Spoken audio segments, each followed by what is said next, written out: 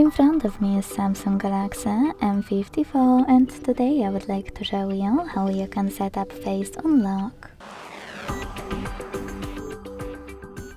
Begin by opening settings and scrolling to hit the lock screen.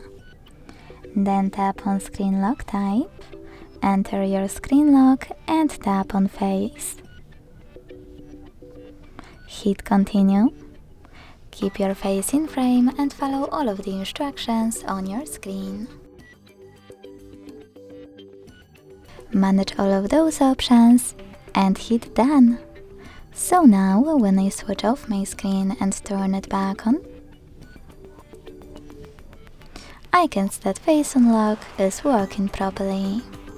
Thanks so much for watching. If you enjoyed this video, don't forget to leave a like, comment and subscribe. Bye!